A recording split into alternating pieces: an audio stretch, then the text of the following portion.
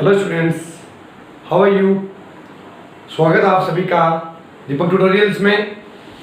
Previous class के अंदर हम लोगों ने चैप्टर इलेक्ट्रोकेमिस्ट्री पूरा कंप्लीट कर लिया था। आज की इस क्लास में हम लोग एक बिल्कुल फ्रेश और न्यू चैप्टर के बारे में डील करेंगे। तो आज का हमारा जो नया चैप्टर हम लोग स्टार्ट करने जा रहे हैं वो है केमिकल काइनेटिक्स। एक नया चैप्टर 12th का, इसका नाम है केमिकल काइनेटिक्स, जिसके बारे में हम लोग इस क्लास के अंदर डील करेंगे। देखो, केमिकल काइनेटिक्स का हिंदी मीन रासायनिक बल गतिकी, ये इस चैप्टर का हिंदी और इंग्लिश के अंदर मैंने आपको नाम दे दिया है। जिस चैप्टर के बारे में हम लोगों को स्टडी करनी है आगे की क्लासेज में, दैट इज केमिकल काइनेटिक्स और रासायनिक बल गतिकी। आज इस चैप्टर का पार्ट फर्स्ट है। तो पार्ट फर्स्ट के अंदर हम लोग क्या पढ़ते हैं, प्रीवियस जो दो चैप्टर्स हम लोगों ने पढ़े हैं, आप लोगों को पता है कि पार्ट फर्स्ट अगर ये है तो इसके अंदर हम लोग सबसे पहले क्या पढ़ेंगे।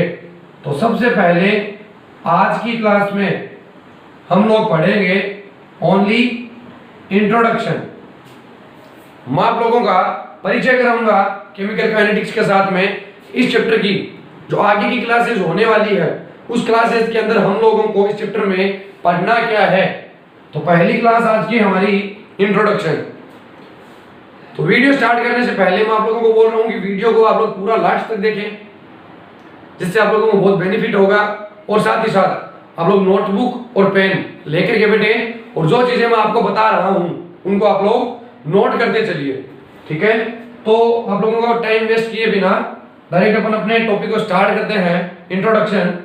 तो देखो, केमिकल काइनेटिक्स के अंदर हम लोगों को केवल एक चीज के बारे में स्टडी करनी है। पूरे चैप्टर में हम लोग केवल एक टॉपिक के ऊपर अपना पूरा फोकस जमा के रखेंगे, that is rate of reaction. हमारी चैप्टर के अंदर जितनी भी क्लासेस आएगी, हम सब क्लासेस के अंदर केवल एक ही चीज के बारे में स्टडी करेंगे, that is rate of reaction. Rate को मैं बोल सकता हूं स्पीड, और रेट ऑफ रिएक्शन लिख दो, स्पीड ऑफ रिएक्शन लिख दो। स्पीड यानी कि क्या होता है, वेग, गति। तो अगर मैं कहूं इसको हिंदी में नाम दूं तो मैं लिख दूंगा अभिक्रिया का वेग या फिर अभिक्रिया की गति। हम लोग इस पूरे चैप्टर के अंदर केवल एक चीज के बारे में बात करेंगे और वो है अभिक्रिया का वेग, रेट ऑफ रिएक्शन। देखो, मैंने यहाँ पे रेट क्यों लिखा, मैंने यहाँ पे इसको स्पीड क्यों नहीं लिखा। मैंने आपको पहले जब कहा तो क्या कहा कि हम लोग इस चैप्टर के अंदर बात करेंगे रेट ऑफ रिएक्शन की। फिर मैंने आपको बताया कि रेट को हम लोग स्पीड बोलते हैं, तो मैं स्पीड ऑफ रिएक्शन नहीं बोलूंगा, इसको हम लोग रेट ऑफ रिएक्शन ही बोलते हैं। देखो, speed, what is the mean of speed. Speed आप लोग किसे कहते हैं, स्पीड होती क्या है। तो स्पीड ये होती है कि एक घंटे के अंदर मैंने कितनी दूरी तय कर ली, उसको हम लोग स्पीड बोलते हैं। मान लो मैं बाइक लेकर के रवाना हुआ, एक घंटे के अंदर मैंने 50 किलोमीटर की जो डिस्टेंस है उसको तय कर लिया, तो मैं क्या बोलूंगा कि 50 किलोमीटर प्रति घंटा मेरी बाइक की स्पीड है। मैंने जो बाइक चलाई वो 50 किलोमीटर प्रति घंटा की रफ्तार से चलाई। ये बात क्लियर है आप लोगों को। तो स्पीड अगर हम लोगों को निकालनी होती है तो स्पीड हम लोग कैसे निकालते हैं, डिस्टेंस अपॉन टाइम। यानी कि मैं ये बोल दूं, आप लोगों ने फॉर्मूला पढ़ा है, दूरी बट्टा समय। ये लीजिए, जो डिस्टेंस आपने ट्रेवल्ड करी है उसके अंदर आपको कितना टाइम लगा उसका डिवाइड कर दीजिए, आप लोगों की स्पीड जो है वो कैलकुलेट हो जाएगी। इसको हम लोग बोलते हैं स्पीड। तो मैंने रिएक्शन की टर्म पे स्पीड नाम क्यों नहीं लिया, मैंने रेट नाम क्यों लिया? अब देखो, जब हम लोग कोई रिएक्शन करवाते हैं तो हम क्या करते हैं, रिएक्टेंट डाल करके छोड़ देते हैं और फिर वो रिएक्टेंट्स क्या करते हैं, प्रोडक्ट्स का निर्माण या प्रोडक्ट्स को फॉर्म कर लेते हैं। किसी लेबोरेटरी के अंदर हम लोग अगर रिएक्शन करवा रहे हैं तो मान लो मैंने टेस्ट ट्यूब ली, बिकर ली, फ्लास्क लिया, जो भी अपने पास में उपकरण था वो उपकरण हम लोगों ने ले लिया, उसके अंदर रिएक्टेंट डाल करके छोड़ दिया।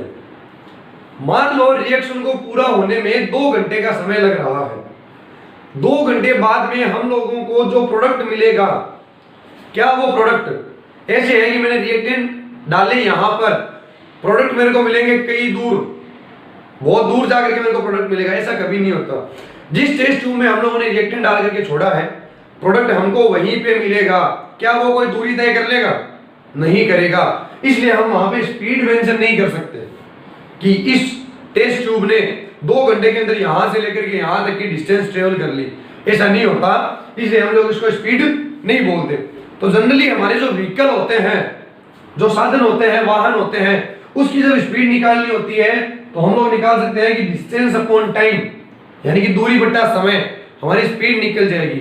लेकिन अगर रिएक्शन की टर्म पे हम लोगों को रेट निकालनी है तो हम लोग कैसे निकालेंगे?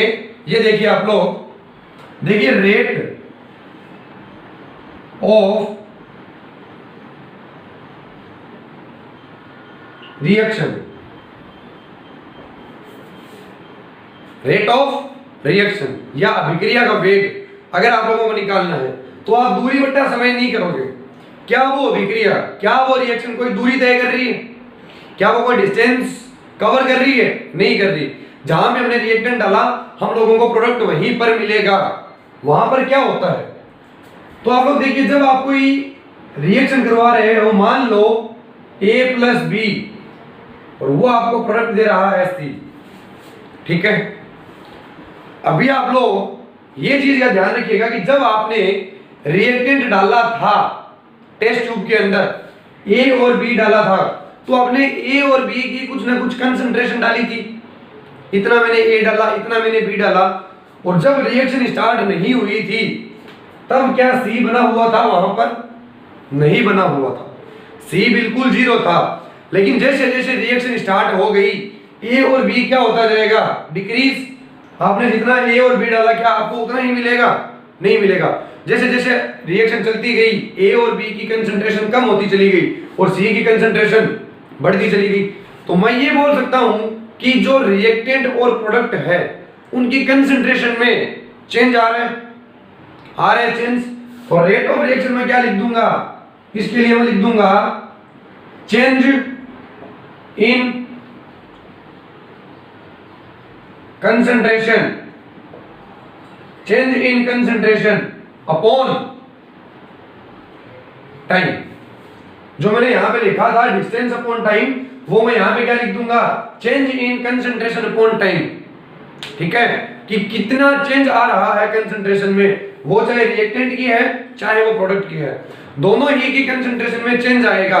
तो कितना चेंज आ रहा है कंसंट्रेशन में और उस चेंज को आने में कितना टाइम लग रहा है, उसका डिवाइड कर दो, आपके पास रेट ऑफ रिएक्शन आ जाएगी। ये बात क्लियर है? तो अगर मैं स्पीड की डेफिनेशन बोलूं, तो क्या बोलूंगा कि distance travelled in per unit of time. पर यूनिट ऑफ टाइम का मतलब एकांक समय में तय की गई दूरी, एकांक समय में तय की गई दूरी उसकी स्पीड होती है। यानी कि distance travelled in per unit of time is speed, but rate of reaction की बात करूंगा तो मैं क्या लिखूंगा? एकांक समय में सांद्रता में परिवर्तन अभिक्रिया का वेग कहलाता है। यानी कि change in concentration in per unit of time is known as rate of reaction. यानी कि इस टाइम की पर यूनिट में, पर यूनिट ऑफ टाइम कितना चेंज आ रहा है कंसंट्रेशन में, वो ही उसका क्या होता है? रेट होता है उस रिएक्शन का। क्लियर है ये बात? अभी मैं आपको और बहुत सारे एग्जांपल्स देकर के बता रहा हूं कि रेट ऑफ रिएक्शन हम लोग कैसे निकालते हैं। एक बार इसको नोट कीजिए आप लोग। केमिकल काइनेटिक्स का जो चैप्टर है उसके अंदर हम लोगों को पढ़ना क्या है, उसके अंदर हमको केमिकल रिएक्शन और उस रिएक्शन के रेट के बारे में पढ़ना होता है, ठीक है। और मैंने आपको ये बताया कि रेट ऑफ रिएक्शन, शॉर्ट में लिख रहा हूं मैं, रेट ऑफ रिएक्शन आप कैसे निकालते हो, change in concentration, change in concentration upon time. ये पूरी रिएक्शन का रेट निकालने का तरीका है कि कितना चेंज आया कंसंट्रेशन में, उसका डिवाइड कर दो उसके अंदर उसके टाइम का, आपके रेट आ जाएगा रिएक्शन का, ठीक है बात। अभी हम लोग किसी रिएक्शन पे बात कर रहे हैं, देखो R gives us P, बड़े ध्यान से समझिएगा इस बात को आप लोग।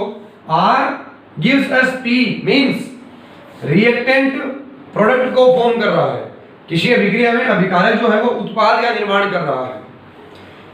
इस पूरी रिएक्शन का रेट, इस पूरी अभिक्रिया का वेग कितना है, इतना है, change in concentration upon time. इस अभिक्रिया के अंदर आप देखो तो दो पार्ट्स है, एक रिएक्टेंट है, एक प्रोडक्ट है। क्या हम इस रिएक्टेंट का और इस प्रोडक्ट का अलग अलग रेट निकाल सकते हैं? तो मेरा आंसर है ऑफ कोर्स, हम लोग रिएक्टेंट और प्रोडक्ट दोनों का अलग अलग रेट निकाल सकते हैं। कैसे निकालेंगे? तो आप लोग देखिए, मैं लिखूं यहां पर रेट ऑफ रिएक्टेंट, यानी कि अभिकारक का वेग, अभिक्रिया के वेग की बात नहीं कर रहा मैं ओनली रेट ऑफ रिएक्टेंट की बात कर रहा हूं, यानी कि अभिकारक का वेग। इसके लिए मैं फॉर्मूला क्या लिखूंगा, decrease in concentration, decrease in concentration upon time. अब मैंने यहां पर ये डिक्रीज क्यों लिखा, अभी आपको मैं इस चीज की एक्सप्लेनेशन दूंगा, लेकिन पहले हम लोग बात कर ले रेट ऑफ प्रोडक्ट की। अगर आपको उत्पाद का वेग निकालना है, अभिक्रिया के अंदर जो उत्पाद है, जो प्रोडक्ट है, उसका अगर रेट निकालना है, तो हम लोग यहां पर क्या कर देंगे, तो मेरा फॉर्मूला बन जाएगा increase in concentration upon time. यानी कि जब रिएक्टेंट का रेट निकाल रहे हो, जब अभिकारक का वेग निकाल रहे हो, तो हम लोग क्या लिखेंगे, डिक्रीज इन कंसंट्रेशन, यानी कि सांद्रता में कमी बट्टा कमी में लगा समय। और जब प्रोडक्ट का निकाल रहे हैं तो क्या लिखेंगे, इंक्रीज इन कंसंट्रेशन, यानी कि सांद्रता में वृद्धि बट्टा वृद्धि में लगा समय। और जब पूरी अभिक्रिया का वेग निकाल रहे हैं तो मैं लिख रहा हूं change in concentration upon time, यानी कि सांद्रता में परिवर्तन।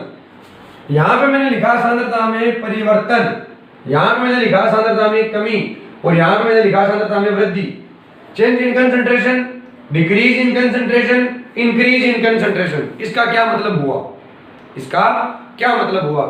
तो आप लोग देखिए, जब मेरे पास कोई रिएक्टेंट है और जब मेरे पास कोई प्रोडक्ट है, अभी मान लो सपोज मेरे को कोई रिएक्शन करवानी है किसी टेस्ट ट्यूब के अंदर, तो मैंने कोई टेस्ट ट्यूब ले ली, उस टेस्ट ट्यूब के अंदर रिएक्टेंट डाल करके छोड़ दिया, ठीक है, रिएक्टेंट डाल करके छोड़ दिया, रिएक्शन स्टार्ट नहीं हुई। जब रिएक्शन स्टार्ट नहीं हुई तब आपके पास क्या प्रोडक्ट होगा? प्रोडक्ट बिल्कुल नहीं होगा। प्रोडक्ट की कंसंट्रेशन कितनी होगी? 0%। और जो भी होगा आपके पास वो रिएक्टेंट होगा, तो रिएक्टेंट की कंसंट्रेशन कितनी होगी? 100%। प्रोडक्ट की होगी 0%। अभी जब रिएक्शन स्टार्ट हो जाएगी तो रिएक्टेंट धीरे धीरे कम होता जाएगा और प्रोडक्ट धीरे धीरे बढ़ता जाएगा। तो मैं क्या बोल सकता हूं कि रिएक्टेंट की कंसंट्रेशन में हमेशा डिक्रीज आएगा, कमी आएगी, और प्रोडक्ट की कंसंट्रेशन हमेशा इंक्रीज होगी। इसलिए जब प्रोडक्ट का रेट निकालना है तो हम लोगों ने लिख दिया इंक्रीज, और जब रिएक्टेंट की निकालनी है तो हमने लिख दिया डिक्रीज। और जब हमको इस पूरी रिएक्शन का रेट निकालना है तो इसकी कंसंट्रेशन कम हो रही है, इसकी ज्यादा हो रही है, तो डिक्रीज भी हो रही है, इंक्रीज भी हो रही है, तो मैं क्या लिखूंगा कि कंसंट्रेशन के अंदर चेंज आ रहा है, तो change in concentration upon time. बोलो क्लियर है ये बात? आप लोग किसी रिएक्शन का रेट कैसे निकालोगे, किसी रिएक्टेंट का कैसे निकालोगे, और किसी प्रोडक्ट का कैसे निकालोगे। अभी और बहुत सारी बातें करनी है हमको इस टॉपिक पे, तो आप लोग पहले इसको नोट कीजिएगा। तो अभी हम लोगों ने ओवरऑल इस चीज में बात कर ली कि हमको इस चैप्टर के अंदर पढ़ना क्या है, रेट ऑफ रिएक्शन पढ़ना है। रेट ऑफ रिएक्शन कैसे निकालते हैं, कैसे रिएक्टेंट का रेट निकालते हैं, कैसे प्रोडक्ट का रेट निकालते हैं, ये सब कुछ देख लिया हम लोगों ने। अभी इनका जो फॉर्मूलाज है उसको मैथमेटिकली हम लोग कैसे लिखेंगे, उस बारे में हम लोगों को बात करनी है। तो देखिए, मान लो कोई reaction A plus B gives us C plus D। ये कोई केमिकल रिएक्शन है जिसमें A और B रिएक्टेंट है, C और D प्रोडक्ट है। A और B मिलकर के C और D बना रहे हैं। मैं अगर लिखूं rate of A, rate of A, तो अभी आप लोगों को इतना समझ में आ जाना चाहिए कि A जो है वो रिएक्टेंट है, और अगर वो रिएक्टेंट है तो उसकी कंसंट्रेशन डिक्रीज होगी, उसकी सांद्रता में कमी आएगी। तो मैं क्या लिखूंगा, decrease in concentration, decrease in concentration of A। अगर A की बात कर रहा हूं तो कंसंट्रेशन A की लूंगा मैं अपॉन टाइम, अपॉन टाइम। अभी हमको कोई बोल दे कि रेट ऑफ B निकालिए, तो बताओ B क्या है, रिएक्टेंट, और अगर B रिएक्टेंट है तो उसकी कंसंट्रेशन में भी क्या आएगा, डिक्रीज आएगा। तो मैं यहां पर क्या लिख दूंगा, decrease in concentration upon time. बोलो ये बात क्लियर अच्छे से? अभी हम लोगों को कोई बोल दे कि बताओ इंडिविजुअल या पर्टिकुलरली C का रेट क्या होगा, तो आप देखो रिएक्शन के अंदर C इज ए रिएक्टेंट और प्रोडक्ट। C रिएक्टेंट है कि प्रोडक्ट है, तो C है प्रोडक्ट, और प्रोडक्ट की कंसंट्रेशन में हमेशा इंक्रीज आता है। तो अपना फॉर्मूला क्या बन जाएगा, increase in concentration of C upon time. बोलो ये बात समझ में आ गई अच्छे से? कोई डाउट यहां तक आप लोगों को? अभी इसी प्रकार से अगर कोई बोले कि रेट ऑफ D लिखना है तो increase in concentration of D upon time आ जाएगा। अभी हम लोग बात कर रहे हैं मैथमेटिकली, कि मैथमेटिकली हम लोग इन फॉर्मूलाज को कैसे लिखेंगे। ठीक है, देखो कंसंट्रेशन जो होती है उसको हम लोग एक बड़े ब्रैकेट के अंदर दिखा देते हैं। तो decrease in concentration of A, अगर आपको A का रेट निकालना है तो A के कंसंट्रेशन की ही बात करेंगे हम लोग। तो ये A की कंसंट्रेशन, ठीक है, उसके अंदर डिक्रीज, देखो डिक्रीज हुआ है मतलब जो पहले कंसंट्रेशन थी और जो अब कंसंट्रेशन है दोनों के अंदर चेंज आ गया। और अगर दो चीजों में चेंज आता है और चेंज वाली चीज हमको लिखनी है तो हम उसके आगे D या डेल्टा लगा देते हैं। तो मैं लिख दूंगा DA means change in concentration of A की कंसंट्रेशन में कितना चेंज आया, ये D उसके लिए लिखा है मैंने, और नीचे है टाइम, तो टाइम के लिए क्या लिख दूंगा, DT, DA अपॉन DT, और इसके आगे मैं लगाऊंगा माइनस का सिंबल, माइनस का साइन। ये माइनस क्यों लगाया मैंने, इसके बारे में अभी थोड़ी देर बाद में बताऊंगा मैं आप लोगों को।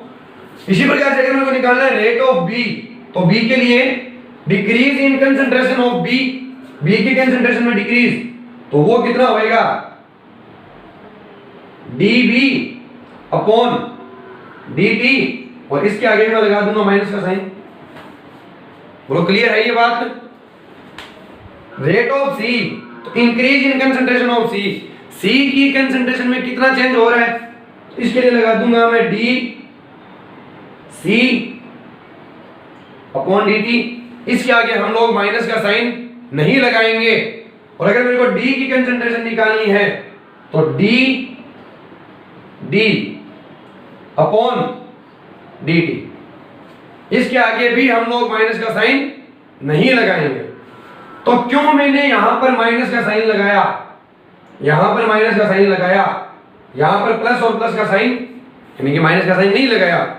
तो देखो अभी अगर मैं ओनली इतना लिख के छोड़ दूं और आपको ये बताऊं नहीं कि मैंने माइनस माइनस क्यों लगाया, यहां पर माइनस और माइनस क्यों नहीं लगाया, तो आप में से जो स्टूडेंट है उनके मन में केवल एक थॉट आएगी कि ए और बी रिएक्टेंट है, रिएक्टेंट के आगे माइनस लगाना है, प्रोडक्ट के आगे सी और डी प्रोडक्ट है तो प्रोडक्ट के आगे माइनस नहीं लगाना है। ठीक है बात, यही रीजन है भी। बट क्यों रिएक्टेंट के आगे हम लोग माइनस लगाते हैं और प्रोडक्ट के आगे हम लोग माइनस नहीं लगाते हैं, ये चीज मैं आप लोगों को समझा रहा हूं। तो इसके लिए आप लोग समझिए कि अपने पास कोई भी दो वैल्यू होती है, एक वैल्यू जिसको हम लोग बोलते हैं प्रारंभिक वैल्यू और एक वैल्यू जिसको हम लोग बोलते हैं अंतिम वैल्यू। प्रारंभिक मान और अंतिम मान। प्रारंभिक मान को बोला जाता है इनिशियल और अंतिम को बोला जाता है फाइनल। इनिशियल वैल्यू और फाइनल वैल्यू। इनिशियल वैल्यू क्या है? जो स्टार्टिंग में थी अपने पास, स्टार्टिंग में हम कितना लेकर के चले थे वैल्यू, वो इनिशियल वैल्यू है, और इतनी देर बाद कितनी बच गई वैल्यू वो अपनी फाइनल वैल्यू है। ठीक है, बात समझ में आ गई? मैं आप लोगों को एग्जांपल लेके समझा रहा हूं। अभी मान लो क्रिकेट मैच देखते हो आप लोग सारे, रोहित शर्मा है जैसे खेलने आया, मान लो सपोज, तो जब वो खेलने आया तब टेस्ट मैच चल रहा है, सपोज टेस्ट मैच है, ठीक है, 5 दिन का होता है टेस्ट मैच। पहले दिन जब रोहित शर्मा खेलने आया तब उसका जो स्कोर बोर्ड है उसके ऊपर स्कोर कितना था? तो उसका स्कोर था 0, कुछ रन नहीं बनाया था उसने। पहले दिन तक इंडियन क्रिकेट टीम के 3 विकेट जा चुके थे, लेकिन रोहित शर्मा अभी नाबाद है, और जब वो पहले दिन का मैच पूरा करके गया तो उसका जो स्कोर था वो कितना था? 65। ये है उसका पहले दिन का गेम हो गया। अभी जब वो दूसरे दिन वापस खेलने आया तो उसका प्रारंभिक स्कोर कितना रहेगा? ये पूछना चाह रहा हूं आपसे कि जब वो पहले दिन खेलने आया उसकी इनिशियल वैल्यू ये है और फाइनल वैल्यू ये है कि जब वो खेलने आया तब उसका रन इतना था, जब वो खेल के गया तब उसका स्कोर इतना हो गया। तो ये इनिशियल या फाइनल। अभी जब वो सेकंड डे खेलने आ रहा है, तो जब वो खेलने आ रहा है तब उसका स्कोर ऑलरेडी कितना है? 65। तो ये 65 इनिशियल वैल्यू है, और जब वो दूसरे दिन खेल के गया उसका स्कोर हो गया 110, तो ये उसका फाइनल स्कोर हो गया 110 सेकंड डे का। इसी टाइम जब वो थर्ड डे खेलने आया तो उसका इनिशियल स्कोर कितना था? 110। क्लियर है बात? तो इनिशियल क्या होता है, फाइनल क्या होता है? आई होप आप लोगों को क्लियर है। ठीक है, अब अगर हम लोगों को किसी दो चीज के बीच में अंतर निकालना है, अंतर, मान लो आपसे कोई पूछे कि second day, only second day Rohit का स्कोर कितना था? ओनली सेकंड डे रोहित का स्कोर कितना था? तो मैं क्या लिखूंगा? रोहित का स्कोर फाइनल माइनस रोहित का स्कोर इनिशियल। इन दोनों को माइनस कर दो, उसका डिफरेंस आ जाएगा दोनों के बीच का। तो फाइनल स्कोर कितना था? 110, इनिशियल स्कोर 65, माइनस कर दो 45। तो सेकंड डे रोहित ने कितना स्कोर बनाया था? 45। तो आपको किन्हीं दो वैल्यूज के बीच का अगर डिफरेंस निकालना है, अंतर निकालना है, तो उसकी I'm sorry guys, अगर आपको किन्हीं दो वैल्यूज के बीच में डिफरेंस निकालना है तो आप उसकी फाइनल वैल्यू में से उसकी इनिशियल वैल्यू को, अंतिम मान में से उसके प्रारंभिक मान को माइनस कर दो, वैल्यूज के बीच का डिफरेंस आ जाएगा। क्लियर है ये बात? अभी हम लोग ये देखेंगे कि क्यों मैंने ए और बी के आगे माइनस लगाया और क्यों मैंने सी और डी के आगे माइनस नहीं लगाया, ये देख रहे हैं आप। तो देखो, रेट ऑफ ए का रेट निकालना है। ए का रेट मैंने कैसे निकाला कि ए की कंसंट्रेशन में चेंजिंग, डिक्रीज इन कंसंट्रेशन, कितना डिक्रीज आया मतलब कितना चेंज आया, तो चेंज निकालने के लिए मैं क्या करूंगा, ए की कंसंट्रेशन फाइनल माइनस ए की कंसंट्रेशन इनिशियल। अभी मैंने आपको बताया था कि जब दो वैल्यूज के बीच में चेंज निकालना है, डिफरेंस निकालना है, तो फाइनल वैल्यू में से इनिशियल वैल्यू माइनस कर दो और ये लो, ये ए का रेट आ गया। मैंने इस डी ए को इस टाइप से लिख दिया, कोई दिक्कत नहीं होनी चाहिए आप लोगों को। इसी टाइप से जब मैं रेट ऑफ बी, जब मैं बी का रेट लिखूंगा तो यहां पे डी बी लिखा है मतलब बी की कंसंट्रेशन में चेंजिंग, तो चेंजिंग को मैं कैसे लिखूंगा, बी की कंसंट्रेशन फाइनल माइनस बी की कंसंट्रेशन इनिशियल, डिवाइड कर दूंगा टाइम का। क्लियर है बात। इसी टाइप से जब मैं रेट ऑफ सी करूंगा तो D C upon D T है, तो डी सी को कैसे लिख दूंगा, सी की कंसंट्रेशन फाइनल माइनस सी की concentration initial upon D T. इन फॉर्मूला को मैंने लैंग्वेज फॉर्म में ऐसे लिखा, मैथमेटिकली ऐसे लिखा।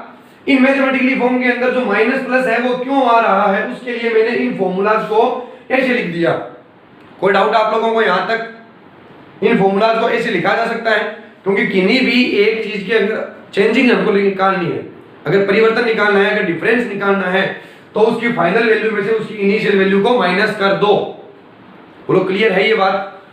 अभी आप लोग एक चीज ये देखिएगा कि सपोज आपके पास ये भी रिएक्शन है जो मैंने अभी लिखी थी, इसी रिएक्शन को वापस आप लोगों को बता रहा हूं। ए प्लस बी मिलकर के सी प्लस डी बना लो। बताओ इनिशियल वैल्यू क्या होती है, जो हम लोगों ने स्टार्टिंग में ली हुई होती है, और फाइनल वैल्यू जो बाद में हम लोगों को मिलती है, वही बात है।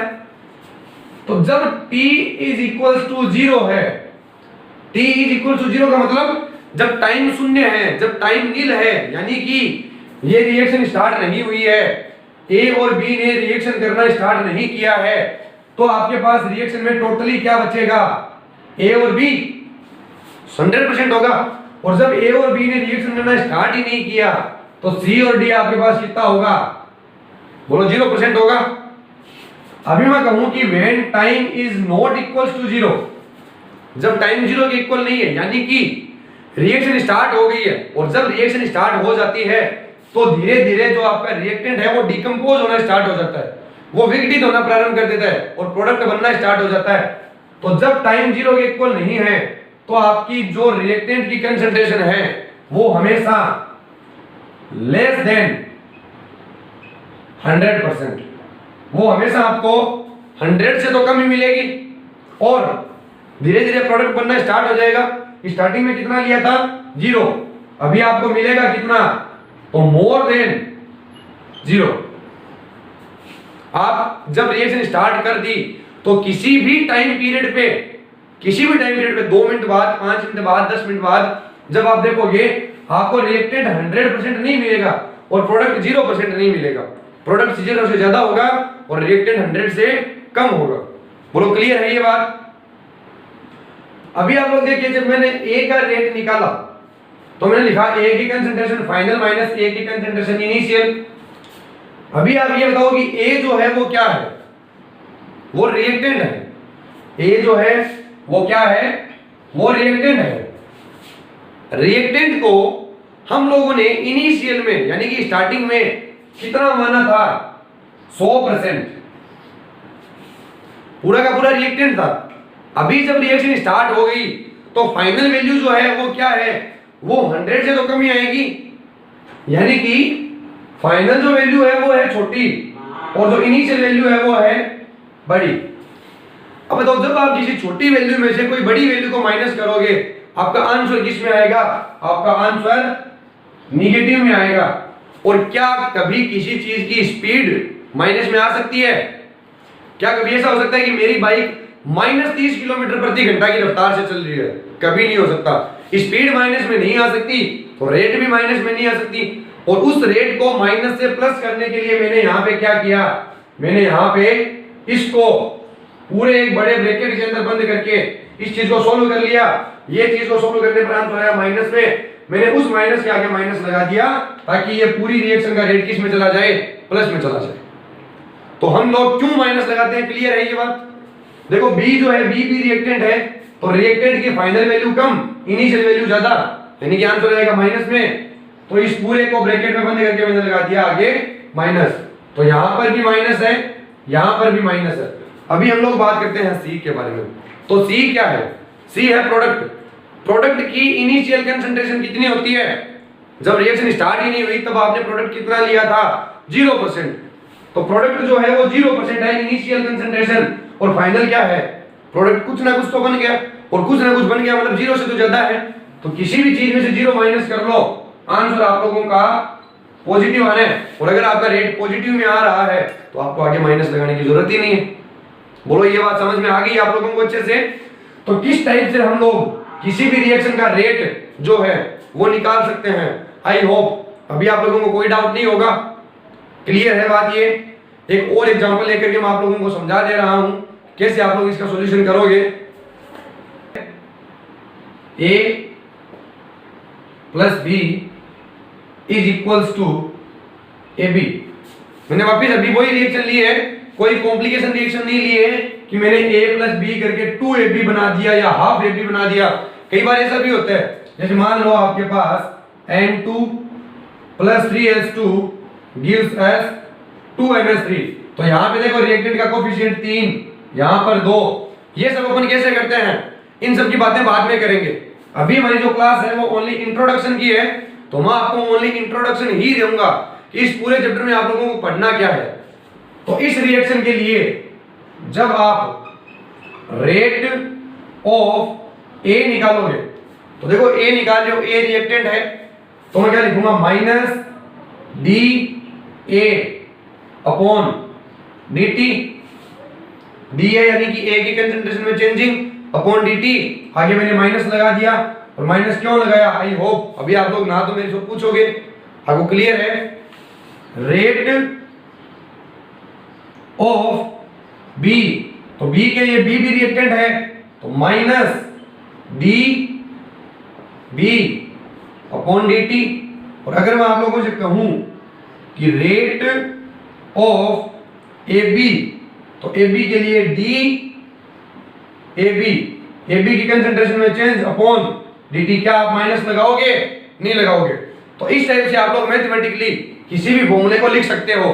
ये लिखने का तरीका है, जिस चीज की कंसंट्रेशन लिख रहे हो उसको बड़े ब्रैकेट में बंद करो, आगे डी वगैरह ये सब लगा दो। तो अभी आज की क्लास में मैं आप लोगों को ओनली इतना ही बताऊंगा, केमिकल काइनेटिक्स होता क्या है, केमिकल काइनेटिक्स के अंदर हम लोगों को पढ़ना क्या है। देखो केमिकल काइनेटिक्स एक ब्रांच है, फिजिकल केमिस्ट्री की एक ब्रांच है, जिसके अंदर होने वाली सारी केमिकल रिएक्शंस के रेट के बारे में स्टडी करते हैं, वो केमिकल काइनेटिक्स होती है। तो केमिकल काइनेटिक्स के इंट्रोडक्शन में अभी हम लोगों ने यही चीज के बारे में डिस्कस किया है। इस चैप्टर के अंदर आगे हम लोग पढ़ेंगे क्या, तो क्या पढ़ेंगे, हम लोग पढ़ेंगे रेट ऑफ रिएक्शन। और रेट ऑफ रिएक्शन कैसे निकालते हैं, तो रेट को मैंने कंपेयर करा है स्पीड से। स्पीड, मैंने रेट को क्यों स्पीड नहीं बोला, तो स्पीड इसलिए नहीं बोला बिकॉज रिएक्शन की स्पीड का मतलब ये है, स्पीड आते ही अपने माइंड में एक चीज आती है, डिस्टेंस ट्रेवल करना। क्या कोई रिएक्शन कभी डिस्टेंस ट्रेवल करती है, नहीं करती, इसलिए मैंने स्पीड नहीं लिखा, मैंने रेट ऑफ रिएक्शन लिखा है। लेकिन हिंदी में उसका मीन वेग ही होता है, गति ही होती है। तो हम लोग स्पीड या रेट निकालेंगे कैसे, तो एकांक समय में सांद्रता में परिवर्तन अभिक्रिया का वेग कहलाता है, यानी कि change in concentration in per unit of time is known as rate of reaction. उसको निकालेंगे कैसे, तो मैंने फॉर्मूला आपको दिया पूरी रिएक्शन का रेट निकालने का, अलग से रिएक्टेंट का रेट निकालने का और प्रोडक्ट का रेट निकालने का। जब आप रिएक्टेंट का रेट निकालते हो तो माइनस का सिंबल यूज करते हो, प्रोडक्ट के अंदर आप लोग माइनस का सिंबल नहीं यूज करते। क्यों नहीं करते, क्योंकि रिएक्टेंट का जब आप लोग रेट निकालोगे तो वो माइनस में जाएगा, और माइनस में जाएगा क्यों, क्योंकि फाइनल कंसंट्रेशन में से इनिशियल कंसंट्रेशन माइनस करोगे तो आंसर आपका नेगेटिव आएगा। उस नेगेटिव वैल्यू को पॉजिटिव करने के लिए हम लोगों ने आगे नेगेटिव लगाया। कैसे आप लोग फॉर्मूलाज लिखोगे वो सब कुछ मैंने बता दिया। अभी नेक्स्ट क्लासेस में हम लोग आगे चैप्टर जो है अपना उसको स्टार्ट करेंगे। अभी आपका चैप्टर स्टार्ट नहीं हुआ आपकी बुक वाइज, आपकी बुक में तो चैप्टर है उसको स्टार्ट नहीं किया है बिल्कुल भी। मैंने केवल आप लोगों को एक इंट्रोडक्शन दिया है। हम लोग चैप्टर में आगे पढ़ेंगे क्या, नेक्स्ट वीडियोस में, नेक्स्ट क्लास में हम लोग अपना चैप्टर जो है उसको फाइनली स्टार्ट करेंगे, उसको सोल्व करते चलेंगे पूरा लास्ट तक। आज के इस वीडियो में इतना ही, मिलते हैं नेक्स्ट क्लास में। तब तक के लिए bye bye and thank you for watching this video.